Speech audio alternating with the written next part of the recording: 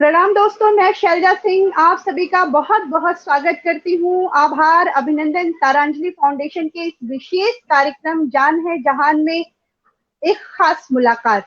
आज हम हमारे बीच में जो हमारे बहुत ही आदरणीय, हमने जिन्हें अतिथि के रूप में यहाँ आमंत्रित किया हुआ है, जिनसे हम आपकी मुलाकात करवाएंगे, वो प्रसिद्ध चिकित्सक हमारे देश के डॉक्टर विनोद कुमार जी।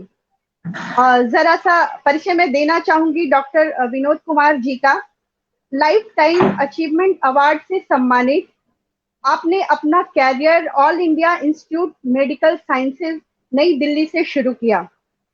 डॉक्टर विनोद का नाम विश्व स्वास्थ्य संगठन WHO में सलाहकार सदस्य के रूप में आप नामित भी रह चुके हैं।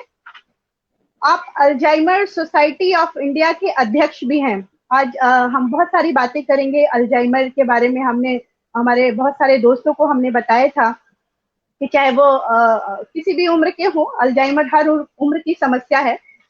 और डॉक्टर विनोद जी, जिन्होंने एम्स में रह के जिन्होंने बुजुर्गों पे, खासकर बुजुर्गों पे इन्होंने बहुत रिसर्च किया, और कि कैसे बुजुर्ग अपनी देखभाल खुद कर सकते हैं और किस तरह से हम उनकी देखभाल करें, और तमाम चीजें, उनमें कौन कौन से रोग होते हैं। तो मैं बहुत बहुत स्वागत करती हूँ परम आदरणीय, सम्मानीय और देश के प्रसिद्ध चिकित्सक डॉक्टर विनोद जी का। आपका बहुत बहुत आभार कि आप हमारे तारांजलि फाउंडेशन से जुड़े। आपको बहुत प्रणाम है, नमन है, वंदन है।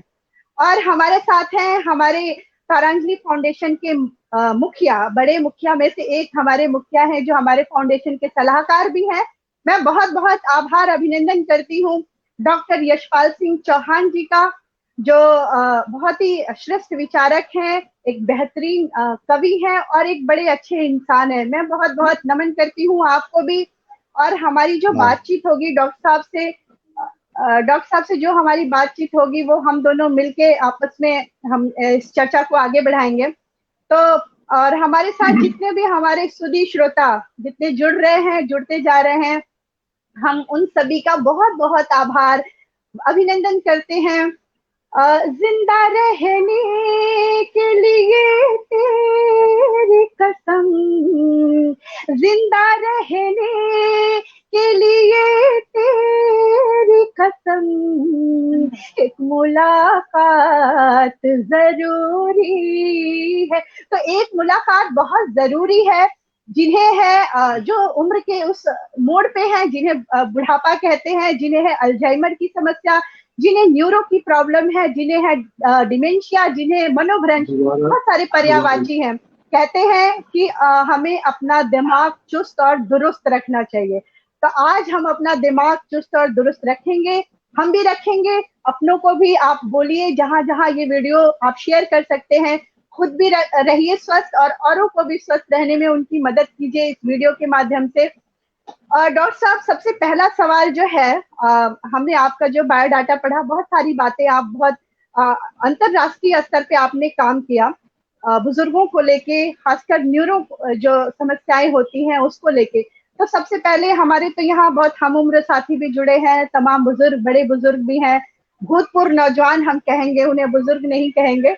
तो बहुत सारे लोग जुड़े हुए हैं और बहुत सारी बातें, आपकी बातें, रोचक जानकारियां खुद भी उनके जहन में आएंगी, औरों को भी शेयर करेंगे। तो पहला प्रश्न ये है कि बुढ़ापा, शैलजा, यहाँ पर हम प्रश्न शुरू करने से पहले एक हम ओवरव्यू देख लेते हैं कि आखिर हमारे देश में या पूरे इस कॉस्मोपॉलिटन उसमें वृद्धों की स्थिति क्या है, वृद्धों का स्तर क्या है, और किस तरीके से कौन कौन सी बीमारियां वृद्धों के लिए जो हो रही हैं, आम हैं। क्योंकि जो सर का एक्सपीरियंस है, जो सर का अपनी स्टडी है, जो सर का काम करने का जो तरीका है, वो बहुत बेहतरीन और मैं कहता हूं एक उदाहरण देने वाला है। तो अगर मैं बात करूं तो जितने विकसित देश हैं उसमें 3/4 मौतें जो हैं वृद्धावस्था में होती हैं, और उसमें भी क्या होती हैं, कार्डियो यानी कि blood pressure, heart attack, cardio arrest, और उसके बाद कैंसर और शुगर। साथ ही साथ अगर भारत, इंडोनेशिया, थाईलैंड में अगर देखें तो 15% मौतों का हिस्सा जो है वो हाई ब्लड प्रेशर का है। इसी तरीके से अगर हम ये देखें कि डिमेंशिया जो है, डिमेंशिया के करीब करीब 2,90,00,000 लोग हैं इस देश, और आकलन अगर जो स्टडी कहती है वो कहती है 2020 में डिमेंशिया की जो लोगों की बीमारी से जो संख्या होगी वो 5,50,00,000 से अधिक हो सकती है। इसी तरीके से आंखों की जो बीमारियां हैं, मोतियाबिंद जिसको कहते हैं, काला पानी आ जाना, इस तरीके की बहुत सारी और भी हैं। अगर हम पूरे उसमें देखें तो 4,50,00,000 लोग अंधे हैं, 13,50,00,000 लोग दृष्टि दुर्बलता यानी कि जिनकी दिखाई सही से नहीं दे रहा है, और 40% से ज्यादा लोग जो हैं वो दृष्टिहीन है। यहीं पर अगर हम भारत में अगर बुजुर्गों की स्थिति देखें तो बुजुर्गों की जो मृत्यु होती है हमारे यहाँ, उसके 3 सबसे बड़े कारण हैं। एक है दमा यानी कि श्वास नली, रेस्पिरेटरी सिस्टम से हमारे यहाँ जो मृत्यु होती है उसका आंकड़ा है 25.8%। हार्ट अटैक का जो है वो 13.2% है, और पैरालिसिस जिसको कहते हैं हम 8.5% है। तो अगर हम ओवरऑल देखें तो ये वृद्धों की स्थिति है हमारे देश में जो रोगी हैं। अब मैं डॉक्टर साहब से यहाँ से तुम्हारे प्रश्न जो तुमने किया था कि वृद्धावस्था क्या है, यानी कि वृद्धावस्था ऐसी कौन सी स्टेज है, क्या ये बचपन में भी हो सकती है, जवानी में भी हो सकती है, या एक एज के बाद हो सकती है?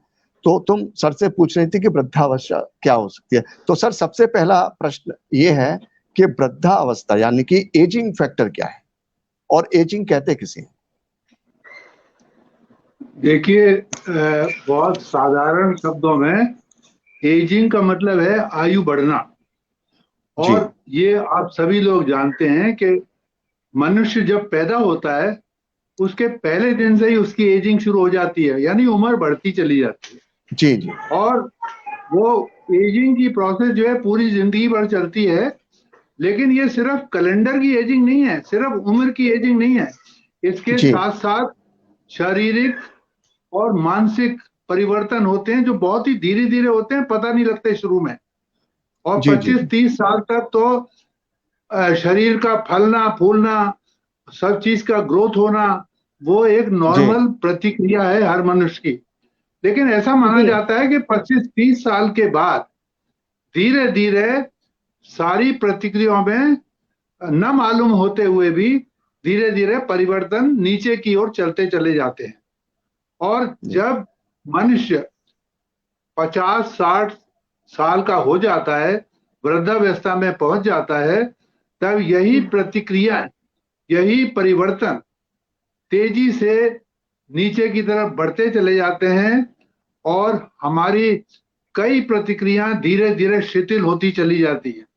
इसका कारण यह है कि हमारे शरीर के विभिन्न भाग, आप ऊपर से लेके चलिए, हमारी त्वचा, उस त्वचा में ड्राइनेस आ जाती है वृद्धावस्था में, खुजली ज्यादा होने के चांस होते हैं, और बाद में तो रिंकल्स यानी मुंह पे और स्किन पे झुर्रियां भी पड़ जाती है। फिर आप देखिए आंखों की रोशनी कम होती चली जाती है, सुनने की पावर कम होती चली जाती है जी, और आपकी याददाश्त कम हो जाती है, आपको चलने फिरने में तकलीफ होने लगती है।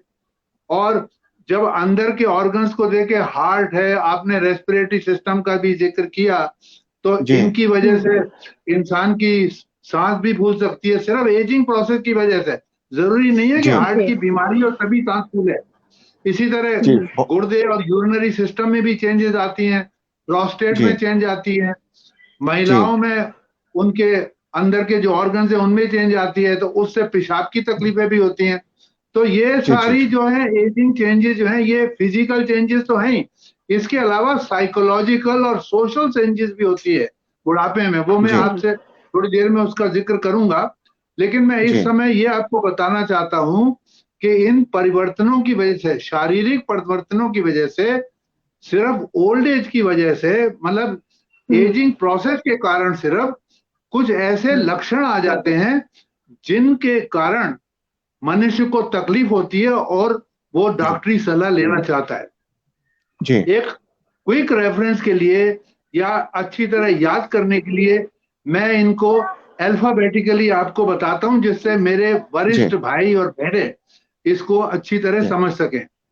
जी ए जी से एक्स एंड पेन मतलब दर्दें होती हैं, मांसपेशियां जी कमजोर हो जाती हैं, तो शरीर में कहीं भी दर्द हो जाता है ओल्ड एज में, किसी बगैर जी किसी कारण के। लेकिन जी कारण यही है कि मांसपेशियां कमजोर हो जाती हैं, जिसकी वजह से वो चलना फिरना कम होता है। बी जी से है ब्लरिंग ऑफ द विजन, मतलब नजर कम हो जाना। उसके कई कारण, मैं उस कारणों पे इस जी वक्त नहीं जा रहा हूं, लेकिन ओल्ड एज में ये बिल्कुल होता ही बिल्कुल। है। सी का जी जी मतलब है कॉन्स्टिपेशन। कॉन्स्टिपेशन का मतलब ये नहीं है कि आप कई दिन तक टॉयलेट नहीं जा रहे, इसका ये मतलब है कि आपको सुबह नॉर्मल टाइम पे कभी कभी मोशन नहीं आता, आपको वेट करना पड़ता है, अखबार पढ़ते हैं, आप चाय पीते हैं, टाइम आपका 2-4 घंटे खराब हो सकता है, तो उस तरह की हमारी जो इंटेस्टाइन की मोटिलिटी है वो स्लो हो जाती है। अब जी डी का मतलब होता है डाइजेस्टिव प्रॉब्लम, मतलब खाना बहुत पचाना एक मुश्किल होता है। आपने जी पूड़ी जी कचौड़ी और पकवान खाए तो आपके पेट में गुड़गुड़ होने लगती है, आप पचा नहीं सकते हैं, कभी कभी जी नौजिया होता है। और डी से डिस्निया भी है। डिस्निया का मतलब सांस फूलना। आप सीढ़ी चढ़ जी रहे हैं बुढ़ापे में तो आपकी सांस फूल रही है, हालांकि आपको कोई जी बीमारी नहीं है, सिर्फ नॉर्मल जी एजिंग की वजह से। ई का मतलब हो गया हम्म एग्जॉस्टन, यानी थकान।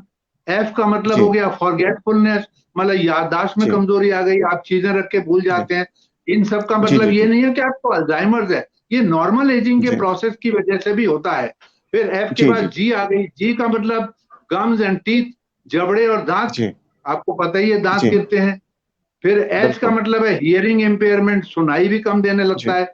और आई का जी जी मतलब है इंसोम्निया। इंसोम्निया का मतलब नींद भी कम आने लगती है रात को, जी दिन में जी और जी रात जी को नींद मुश्किल से आती है। ये सारी चेंजेस जी जो है ये बीमारियों में भी हो सकती हैं, लेकिन बगैर किसी बीमारी के नॉर्मल एजिंग प्रोसेस की वजह से भी होती हैं। तो ये मैं जी जी वृद्धावस्था का जो आपने प्रश्न किया, प्रोसेस ऑफ एजिंग को मैंने विस्तार पूर्वक बताने की कोशिश की। जी जी बिल्कुल आपने सही कहा। और आपने जिस अल्फाबेट तरीके से एजिंग को बताया, जिस तरीके से हमारे अल्फाबेट हैं, उसी तरीके से एजिंग प्रोसेस आपने बताया। लेकिन क्या होता है कि नॉर्मल प्रोसेस में एजिंग के जो फैक्टर्स हैं जो आपने अभी गिनाए, उससे ऐसा लगता है कि चूंकि हमारी साइकोलॉजी उस तरह की डेवलप हो जाती है कि हमको ऐसा लगता है शायद हम बीमार हैं। जैसे हमको सही बात। एसिडिटी हो हाँ, रही है, ये कॉन्स्टिपेशन हो बिल्कुल रहा मैंने है, मैंने एंजाइटी हो आपको रही ये है कहा, हमको। जी जी जी मैंने आपको अभी ये कहा कि इन सब बातों की वजह से भी हमारे वरिष्ठ नागरिक डॉक्टरी जी सलाह लेने जाते हैं। उनको थोड़ी जी मालूम है कि ये प्रोसेस ऑफ नॉर्मल एजिंग की वजह से है या कोई बीमारी है, लेकिन उनको बिल्कुल डिस्ट्रेस और डिस्कम्फर्ट तो होता ही है। और मैंने जो अभी जी अल्फाबेटिकली लिस्ट बताई है, ये भी कंप्लीट लिस्ट नहीं है, इसके अलावा और भी लक्षण होते हैं ओल्ड एज के। जी लेकिन यहाँ मैं ये बताना चाहूंगा कि कुछ बीमारियां हैं वो कॉमन है ओल्ड एज में, यंग एज में बहुत कम जी होती हैं, लेकिन ओल्ड एज में ज्यादा होती हैं। इन बीमारियों हम्म का तो ध्यान खासतौर से इसलिए रखना पड़ता है कि आपने जैसा जी बताया कि इन बीमारियों की वजह से मौतें भी होती हैं, और इन जी जी बीमारियों की रोकथाम के लिए, इनका अच्छा इलाज करने के लिए इंसान को ये भी पता होना चाहिए कि क्या क्या बीमारियां होती हैं, और इनको भी मैं क्विक रेफरेंस और अल्फाबेटिकली अरेंज करके ही बताना चाहता हूँ। हालांकि ये जरूरी नहीं है कि जो मैं पहले बीमारी बता रहा हूँ वो ज्यादा कॉमन है, आखिर में जो बताऊंगा वो लेस कॉमन है, ऐसा नहीं है। मैं सिर्फ अल्फाबेटिकली अरेंज कर रहा हूँ। ए से जी जी अल्जाइमर डिजीज, बी से ब्रेन स्ट्रोक, सी जी से कैंसर किसी भी भाग जी का, जी डी जी से डायबिटीज यानी शुगर की बीमारी, जी ई जी से हो गया essential high blood pressure, F G से हो गया फ्रेल्टी। फ्रेल्टी का मतलब है जब काफी आदमी बूढ़ा हो जाता है तो उसका, बड़ा उसे इतनी थकान हो जाती है, चल नहीं पाता, वजन कम हो जाता है, उसमें कोई ताकत नहीं जी रहती, और वो धीरे धीरे जी जी जी डेथ की तरफ बढ़ता है, उसे फ्रेल्टी कहते हाँ हैं। जी से जी जीरियाट्रिक इन्फेक्शन, ओल्ड एज में जी कुछ जी खास इन्फेक्शन बहुत ज्यादा होते हैं, जैसे जी रेस्पिरेटरी इन्फेक्शन हो गया, यूरिनरी इन्फेक्शन हो गया, पेट का बिल्कुल इन्फेक्शन हो गया, ये भी जी जी सारे घातक स्टमक सिद्ध हो सकते इन्फेक्शन हैं। हाँ फिर फिर जी जी एच जी से हो गया हार्ट की बीमारियां और हार्ट अटैक। जी और जी आई का मतलब है injuries and falls and fracture, injuries and गिरते फॉल भी ज्यादा है ये लोग। तो ये भी जी जी बीमारियां, ये भी लिस्ट कंप्लीट नहीं है, लेकिन ये सारी जी जी बीमारियां में वो लक्षण भी हो सकते हैं और इन बीमारियों के लक्षण भी हो सकते हैं। तो हर जी सूरत जी में, जी चाहे लाइफ थ्रेटनिंग ये बीमारियां हो, चाहे नॉन हाँ, लाइफ थ्रेटनिंग नॉर्मल एजिंग के लक्षण हो, हर सूरत में जी हमारे मरीजों को डॉक्टरी सलाह लेनी पड़ती है और उनकी मदद भी लेनी पड़ती है, जी और इनको बेहतर यही होता है कि इनकी रोकथाम ही कर ली जाए, और अगर हो भी जाए बीमारी तो इनको आगे बढ़ने से रोकना बहुत जरूरी है, डॉक्टरों के लिए भी और मरीजों को खुद भी अपने को लुक आफ्टर करना चाहिए। यहाँ पे भावना सरोवा जी लिख रही हैं कि बहुत ही क्या कहते हैं अच्छा विषय चल रहा है बुजुर्गों के बारे में, उनका ये प्रश्न आया है, बहुत ही प्रभावशाली और अच्छा व्याख्यान आप दे रहे हैं। साथ ही साथ अब आगे चलते हैं, शैलजा बहुत एक उत्सुक है चीज और आपसे मैं पूछने कहना के लिए। चाहूंगी, मैं अपने सुधी श्रोताओं से, दर्शकों से एक ये भी निवेदन करना चाहूंगी कि अगर आपके मन में भी कोई प्रश्न हो जो आप डॉक्टर साहब से करना चाहते हैं, क्योंकि ये एम्स के हैं जो दुनिया में जाना माना है, तो महीनों लाइन लगती है एम्स में जाने के लिए, तो अगर आपके मन में कोई हलचल है, कोई प्रश्न है, तो आप जरूर डॉक्टर साहब से आप सीधे हम आपकी बात पहुंचाएंगे। तो जरूर अगर आपके मन में कोई प्रश्न है तो जरूर पूछिए, डॉक्टर साहब उसका कितनी विस्तार पूर्वक और कितने अच्छे से उसका जवाब दे रहे हैं, ये तो आप लोगों ने सुन ही लिया होगा कि बिल्कुल अथाह ज्ञान का सागर है ये, ऐसे अनायास ही नहीं WHO में चले गए। तो अभी आपने बहुत सारे अल्फाबेटिकल बहुत सारी चीजें बताई डॉक्टर साहब, और ये जो आपने बहुत सारी बीमारियां बताई, तो जो चूंकि आज का वृद्धावस्था एक विषय तो है ही, एक बहुत बड़ा विषय है, क्योंकि एक मुझे शेर याद आ रहा है कि इस उम्र में उस उम्र की बातें बहुत आती हैं, इस उम्र में उस उम्र की बातें बहुत आती हैं, जिस उम्र में कभी इस उम्र का ख्याल भी न था, जिस उम्र में कभी इस उम्र का ख्याल भी न था। तो बहुत सारे लोग इन चीजों से जूझते हैं, क्योंकि कुछ लोग तो परिवर्तन को स्वीकार कर लेते हैं कि हाँ हम वृद्ध हो रहे हैं या हमारा फेज बदल रहा है, लेकिन कुछ लोग ऐसे होते हैं जो नहीं स्वीकार कर पाते हैं कि मैं बूढ़ा हो रहा हूँ या मैं बूढ़ी हो रही हूँ। तो बहुत सारे मना स्थितियां उनको डिप्रेशन में भी ले जाती है, कुछ अपने को सकारात्मक दिशा में ले जाते हैं। तो मैं ये जानना चाहूंगी, जैसे अल्जाइमर एक बहुत बड़ा, ये तो अंतरराष्ट्रीय स्तर पे इसका अल्जाइमर दिवस भी मनाया जाता है सितंबर में। तो मैं ये जानना चाहूंगी सर कि ये अल्जाइमर जो जैसे हम वॉलेट रख के भूल जाते हैं, कभी कभी जरूरी नहीं है कि सिर्फ वृद्धों के ही, बुजुर्गों का ही ये सवाल है। चूंकि मैं इसलिए पूछ रही हूँ कि मेरे बहुत सारे दोस्तों ने ये कहा था कि डॉक्टर साहब न्यूरो के हैं, तो हम जानना चाहेंगे कि उनसे हमारा भी प्रश्न रखिएगा। तो जैसे हम वॉलेट रख के भूल जाते हैं या पैसे रख के हम भूल जाते हैं, बहुत सारी छोटी छोटी चीजें, हमें नाम किसी का स्मरण नहीं रहता है, कुछ जो बहुत जरूरी रहते हैं उनका रहता है, ऐसे नॉर्मल। तो हम कैसे, जो नए लोग हैं उन्हें क्या करना चाहिए कि इस तरह की, या उनके कैसे क्या लक्षण होते हैं कि वो इस अल्जाइमर बीमारी का शिकार हो रहे हैं, सर आपसे जानना चाहेंगे हम। शैलजा जी, आपने इस दफे 2 सवाल इकट्ठे पूछे हैं। पहला तो आपने ये पूछा कि डिप्रेशन, साइकोलॉजिकल चेंजेस, और कुछ लोग इन चीजों को स्वीकार कर लेते हैं, कुछ लोग स्वीकार नहीं कर पाते। दूसरा आपने पूछा अल्जाइमर के बारे में, तो मैं पहले सवाल का जवाब पहले दूंगा और उसके बारे में ये बोलूंगा कि मैंने अभी तक जो आपको वृद्धावस्था के परिवर्तन बताए हैं वो सारे शारीरिक परिवर्तन थे, लेकिन और परिवर्तन भी होते हैं जिनको हम साइकोलॉजिकल या सामाजिक या आप आध्यात्मिक भी कह सकते हैं या मैटीरियलिस्टिक, वो भी व्यूज चेंज होते हैं ओल्ड एज में, और इनको भी मैं आपके सामने प्रस्तुत इस तरह करना चाहूंगा। पहले तो मैं ये बताना चाहूंगा कि ये काफी घातक सिद्ध हो सकते हैं और ये इनविजिबल होते हैं। जैसे शारीरिक बीमारियां या शारीरिक लक्षण तो लोगों को दिखती हैं, वो जाते भी हैं डॉक्टर के पास, लेकिन ये जो साइको सोशल जो परिवर्तन होते हैं ये इनविजिबल होते हैं, और वृद्ध लोग जो हैं बहुत से तो इन पे पार पा लेते हैं, बड़े पॉजिटिवली थिंकिंग लोग होते हैं, लेकिन कुछ ऐसे लोग हैं जैसे आपने बताया वो इन चीजों को स्वीकार नहीं कर पाते और परेशान रहते हैं। इन परिवर्तनों को भी मैं अल्फाबेटिकल ही आपको बता देता हूं। ए से है एंजाइटी और एलूफनेस, मतलब चिंता बनी रहना या अकेले पड़ जाना, मतलब सोशल आइसोलेशन नहीं बल्कि सोशल लोनलीनेस। सोशल आइसोलेशन की तो आजकल हम सोशल डिस्टेंसिंग के संदर्भ में बात करते हैं, लेकिन मैं कह रहा हूं कि बुढ़ापे में एक सोशल एक्सक्लूजन हो जाता है और वो अकेले पड़ जाते हैं। पर बी से हो गया आपका बोर्डम और बिरीवमेंट, मतलब बुढ़ापे में जब आप आते हैं तो आपके कुछ डियर एंड नियर वंस मरते चले जाते हैं, आपको छोड़ते चले जाते हैं, और आपको इन बिरीवमेंट्स के साथ जीना पड़ता है, आपको इनके साथ इन चैलेंजेस को स्वीकार करना पड़ता है। कुछ लोग अच्छी तरह कर लेते हैं स्वीकार, अपने को संभाल लेते हैं। और सी सा है कोपिंग, मतलब आप इन चैलेंजेस को, बेरीजमेंट तो एक चैलेंज है, और भी बहुत चैलेंजेस होते हैं। किसी को फाइनेंशियल चैलेंज है, किसी को कोई चैलेंज है, उनसे आप उन असाधारण स्थितियों के साथ आप अपने को कैसे ढाल लेते हैं, वो कोपिंग है। डी का मतलब है, आपने बताया, वो डिप्रेशन कह लीजिए आप। ई का मतलब हो गया इमोशनल डिस्टर्बेंसेस, और बहुत सारी इमोशनल डिस्टर्बेंसेस कुछ लोगों को हो सकती हैं, जैसे उत्तेजित हो जाते हैं, कई लोग गुस्सा करते हैं बुढ़ापे में, कई लोग आक्रामक भी हो सकते हैं।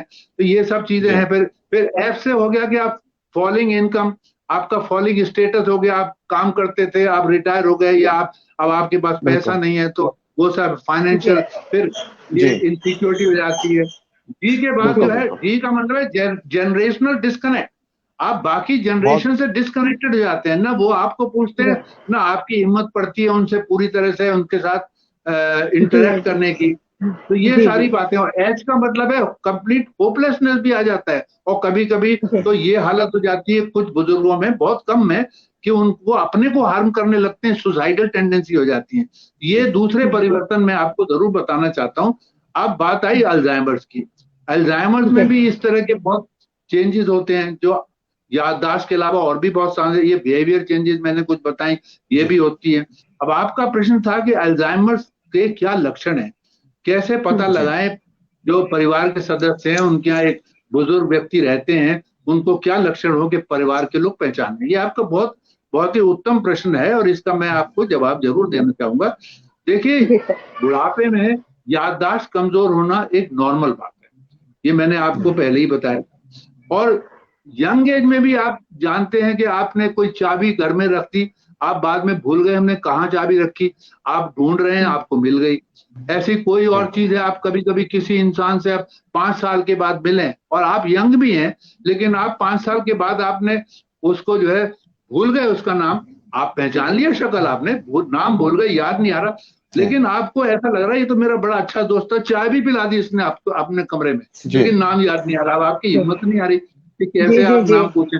ये नॉर्मल चीजें हैं। लेकिन अल्जाइमर में क्या होता है कि आप अगर कोई चीज भूलते हैं, तो आप ये भी भूल जाते हैं कि आप भूल गए। मतलब आप चाबी रख के भूल गए, तो हमें तो याद है कि हम चाबी रख के कहीं भूल गए, लेकिन अल्जाइमर के मरीज को ये भी नहीं पता कि वो चाबी भूल के रख गया, वो ये भी भूल गया।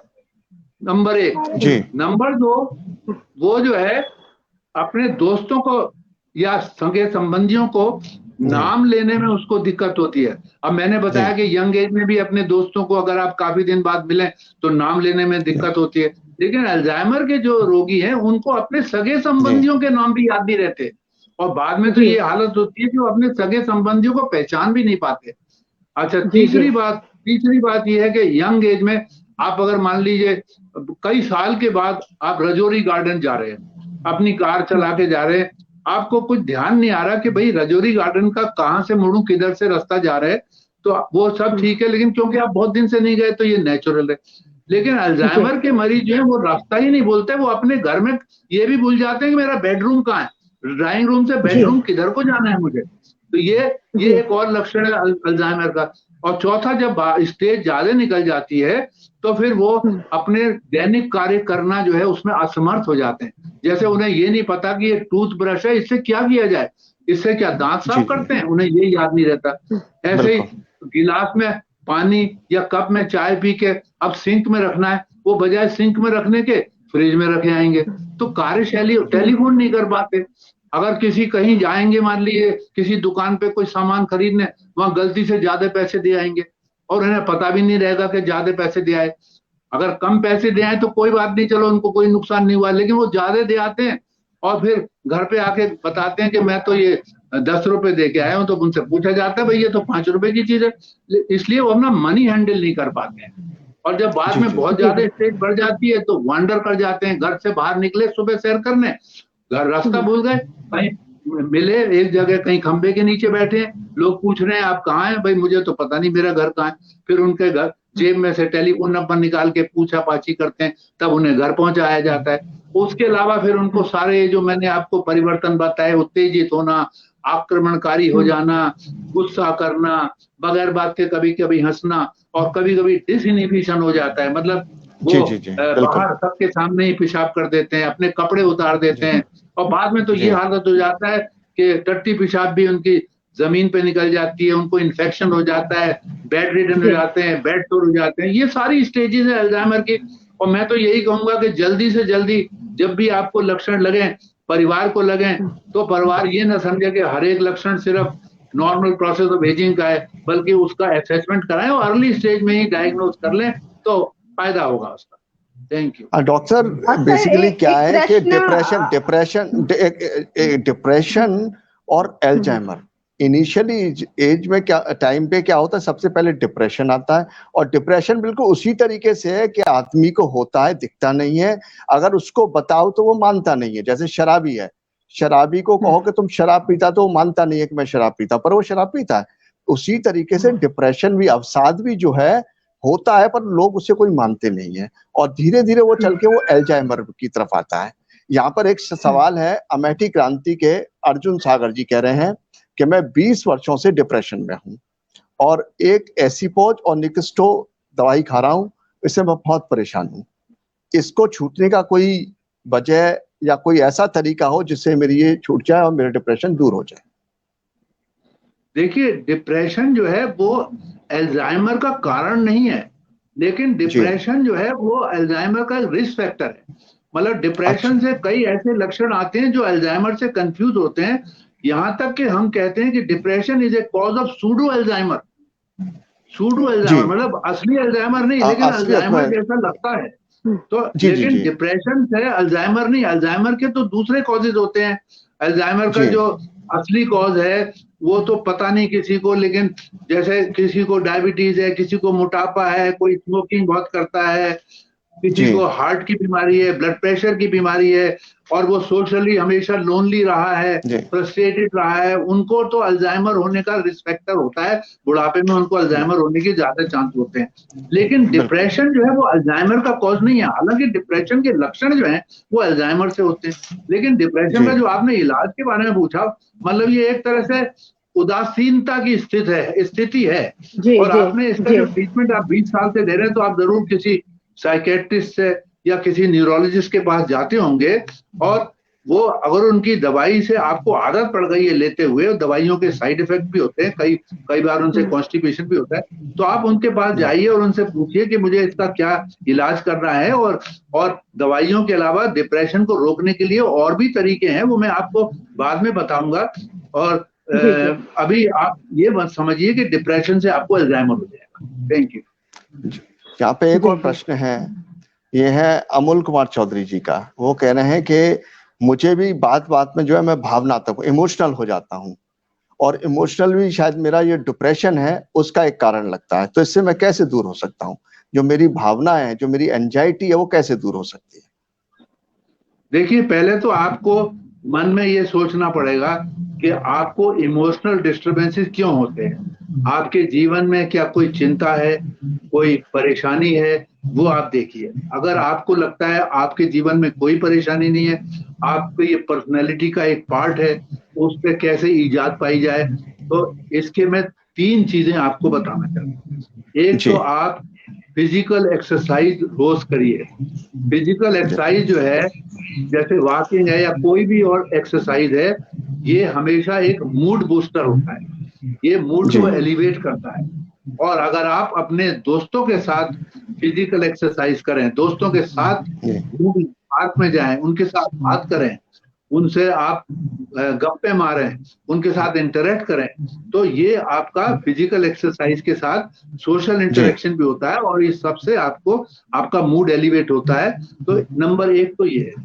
नंबर 2 ये है कि आप म्यूजिक का सहारा लें। कई लोगों को पुराने गाने पुरानी बातें और पुराने गाने सुनने का बड़ा शौक होता है, चाहे वो जी। भजन हो चाहे वो भजन ना भी हो। पुरानी फिल्मों के सॉन्ग अगर आप मान लीजिए आपने 30-40 साल पहले फिल्में देखी, बड़ी अच्छी लगी, रात को उनके गाने लगा लिया करिए ईयरफोन में लगा के, अपने आपको सुकून मिल सकता है। कुछ लोगों को भजनों से सुकून मिलता है, ये दूसरा है। तीसरा जो है वो आपको स्पिरिचुअल मेथड्स अपनाने चाहिए, चाहे वो प्राणायाम हो चाहे वो मेडिटेशन हो।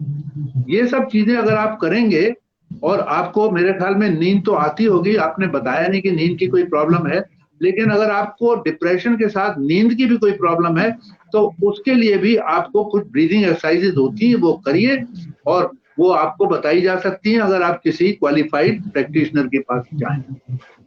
बहुत अच्छी बात बताई सर आपने।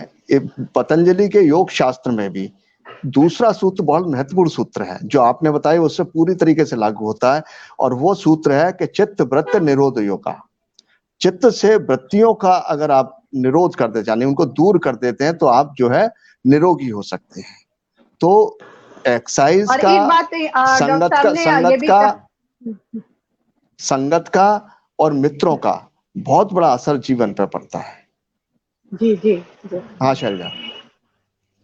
हाँ नहीं, डॉक्टर साहब ने एक बात और बड़ी अच्छी कही, जो विश्व स्तर पे ये रिसर्च भी हो चुका है कि संगीत, जो इन्होंने कहा कि म्यूजिक सुने, संगीत सुने, जो पसंदीदा जो गाने हैं उनको सुने, तो ये संगीत भी एक बहुत बड़ा जादू है। अगर बहुत गहरा साध हो रहा है या ऐसा लग रहा है तो हम अपनी पसंदीदा चीजें सुन सकते हैं, या साहित्य का शौक है तो साहित्य में जा सकते हैं। जो भी आपके अंदर कला जो आपको खींचता है उस तरफ आप मुड़ सकते हैं।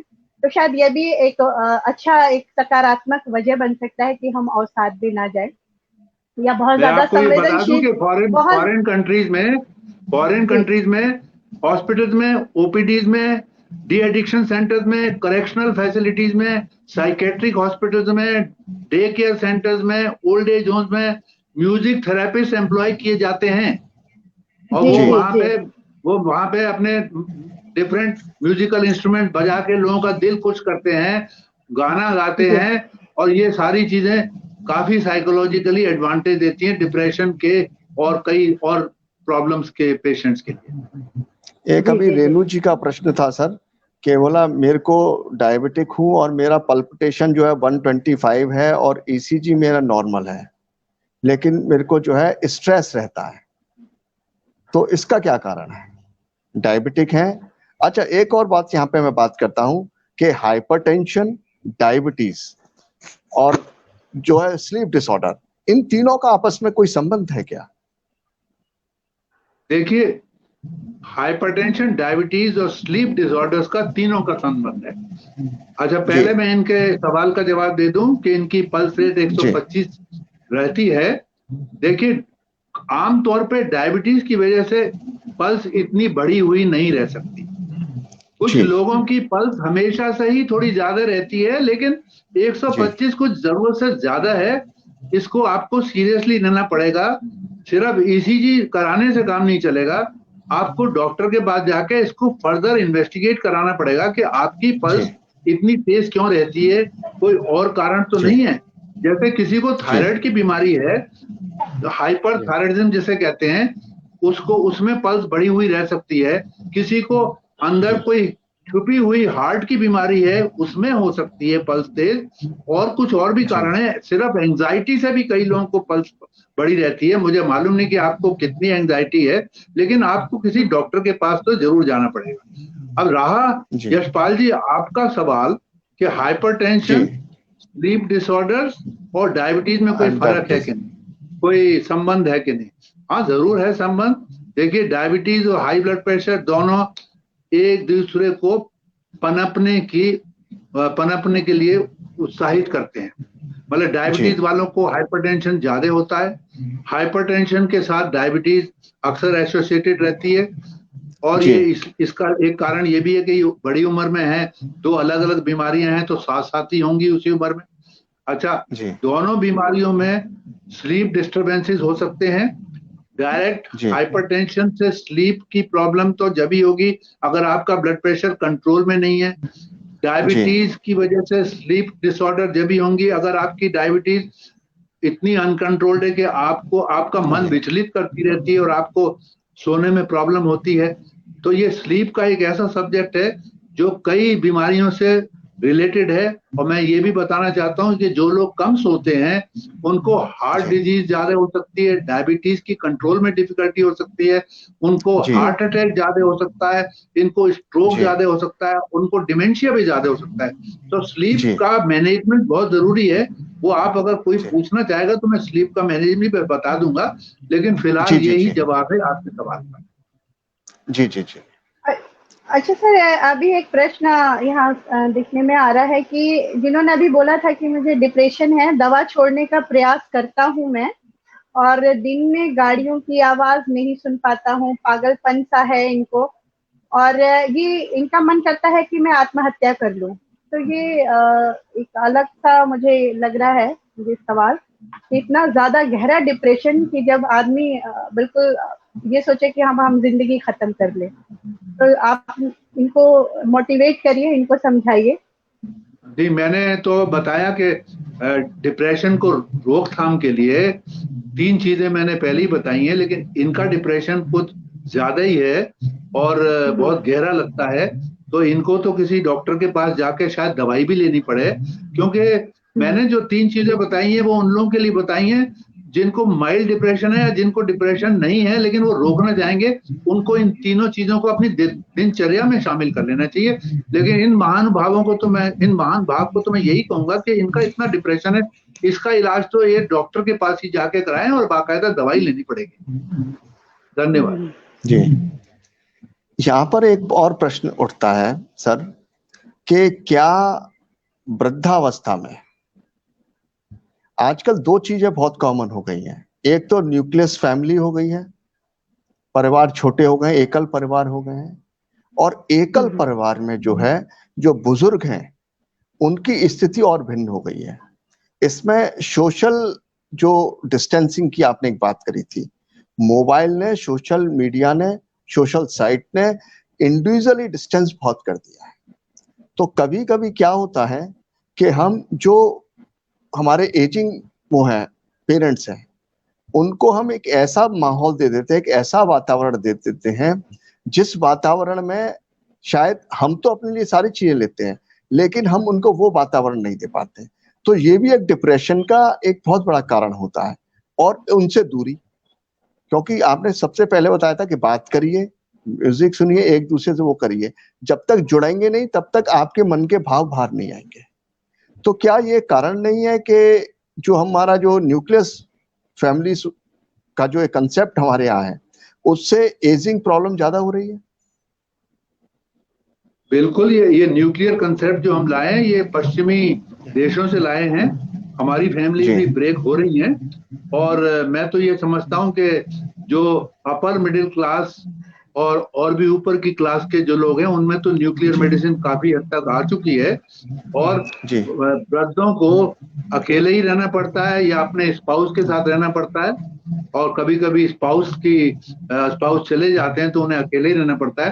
तो उनको तो सोशली, और खासतौर से आजकल कोरोना के जमाने में तो और भी प्रॉब्लम हो गई है, क्योंकि हमें हर वक्त फिजिकल डिस्टेंसिंग भी रखनी है, हम लोगों से मिल भी नहीं सकते, लोगों से हाथ भी नहीं मिला सकते, लोगों के साथ मिलके हंसी मजाक भी नहीं कर सकते। तो मैं उन सब लोगों को यही कहूंगा कि वो घर में ही बैठें, बाहर न जाएं, और बाहर अगर जाएं भी किसी एसेंशियल काम से मास्क लगा के जाएं, वो अपने हाथ पैर हमेशा साफ रखें, साबुन से धोते रहें, लेकिन सोशल कनेक्टेडनेस भी बनी रहे उनकी। वो कैसे बनी रहे वो मैं आपको बताऊंगा। वो ऐसा है कि आपके हर एक आपके दोस्त, पुराने दोस्त हैं, उनसे आप टेलीफोन पे बात करिए, लंबी लंबी बातें करिए, बहुत अच्छा लगेगा आपको। उनके साथ मजाक करिए, टेलीफोन पे ही चाहिए, सही टेलीफोन पे मजाक करिए, उनके साथ जोक्स कट करिए, और अपने स्टोरीज पढ़िए, कोई अच्छी स्टोरीज हैं। टेलीविजन देखिए, बहुत ज्यादा टेलीविजन ना देखिए, लेकिन टेलीविजन देखिए, आप अकेले बैठ के टेलीविजन भी देख सकते हैं। मोबाइल में तरह तरह के वीडियोज आते हैं, वो देखिए, लेकिन एडिक्शन ना हो। और उसके अलावा फिर आप आप मान लीजिए घर में आपके बच्चे भी हैं जो आपके साथ बात नहीं कर रहे, वो अपने माँ बाप से ही कम बात करते हैं, वो अपने में मस्त रहते हैं, अपना मोबाइल देखते रहते हैं। तो उनके साथ आप उनके बच्चों को मैं या उनके बेटों को या उनके पोतों को मैं ये कहना चाहूंगा कि बेटा, तुम अपने माँ बाप अगर तुम्हारे साथ रहते हैं, तुम्हारा घर अगर छोटा भी है, आप फिजिकल डिस्टेंसिंग बहुत सारे नहीं कर पा रहे हैं, मास्क तो लगा ही सकते हैं, तो कम से कम उनके साथ थोड़ी बहुत बात कर लिया करो, उनके साथ कभी ताश खेल लिया करो, उनके साथ कोई छोटा सा इंडोर गेम कर लिया करो, उनकी गोद में मत बैठा करो, चाहे उनसे बात ना करा करो। तो स्टोरी टेलिंग हो गया। और फिर अगर आपके घर में अगर आपके पास ऐसा घर है जहाँ छोटे मोटे अपने गमले लगा रखे हैं, उन गमलों को आप जाके पानी सींचिए, उनके फूलों को देखिए, गुलाब का फूल रोज कैसे बड़ा होता चला जाता है, नेचर को देखिए। सुबह अगर सो के उठे हैं तो आप खिड़की में से देखिए, सूरज की किरणें निकल रही हैं, सूरज देख रहे हैं। अगर आप ऐसी जगह हैं जहां आपके आसपास नदी है, तालाब है, झरने हैं, तो और भी अच्छी बात है। मदर नेचर को वो करिए। तो ये सारी चीजें जो हैं आपको हेल्प करेंगी। आप अगर अकेले भी रह रहे हैं तो भी आपको करेंगे। और इसके अलावा जो लोग कंप्यूटर और इंटरनेट के साथ सक्षम हैं, जैसे हम और आप हैं, वो लोग तो इंटरनेट सपोर्टेड इंटरवेंशन के थ्रू कई लोगों से जुड़े रह सकते हैं, जैसे मैं आपसे जुड़ा हुआ हूँ। और आजकल तो लोग जो है इंटरनेट के थ्रू शादियां भी अटेंड कर रहे हैं, वेडिंग एनिवर्सरी भी अटेंड कर रहे हैं, कवि सम्मेलन भी अटेंड कर रहे हैं, और भी बड़े बड़े काम कर रहे हैं। तो वो सोशल कनेक्टेडनेस तो रह सकती है, ये सब किया जा सकता है। और मैंने इसलिए दोनों तबकों के लोगों के लिए बताया, जो इंटरनेट से सक्षम भी हैं और जो बेचारे ऐसे हैं जो लिटरेट नहीं है, इतने गरीब हैं, छोटे घर हैं, उनके लिए भी मैंने रास्ते बताए। धन्यवाद। अभी डॉक्टर वरुण कुलश्रेष्ठ का एक था कि मेंटल स्ट्रेस जो है, जो अपनी वाइफ है उसकी डेथ के बाद ज्यादा हो जाता है, या वाइफ का हस्बैंड की डेथ के बाद ज्यादा हो जाता है। ये डॉक्टर वरुण कुलश्रेष्ठ का प्रश्न था। साथ ही साथ प्रिंसिपल है जम्मू में, सत्येंद्र शुक्ला साहब, वो कह रहे हैं, sir what are cause of memory loss? My father is 80 years old and he is suffering from this problem. Any treatment available or not? ये दो प्रश्न है आपके लिए।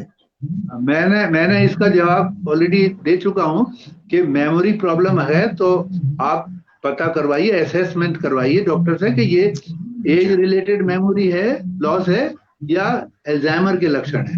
और इसका दवाई या वो देना, वो तो उसी बात पे डिपेंड करेगा।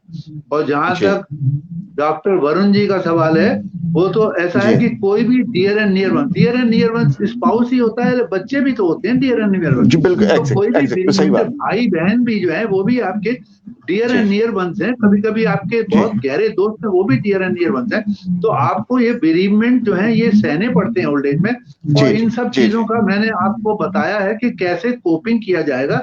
ये हर इंसान के अलग अलग पर्सनैलिटी के हिसाब से वो कोपिंग कर सकता है। लेकिन मैं यही बोलूंगा कि इसमें स्पिरिचुअल एक्सरसाइज बहुत इंपॉर्टेंट है। और मैं ये सारे सवाल जो आ रहे हैं, इनके लिए मैं 5 शब्द बोलने की कोशिश करूंगा। अगर उन 5 शब्दों को आप उनको प्रैक्टिस करें तो आपके काफी हेल्थ और साइको सोशल प्रॉब्लम सॉल्व हो सकती हैं। पहला है सात्विकता, दूसरा है श्रमता, तीसरा है संपर्कता, चौथा है सक्रियता, और 5वां है सदाचारिता। अगर आप मुझे थोड़ा सा समय दें तो मैं थोड़ा सा इनको डायलेट करके बता सकता हूँ।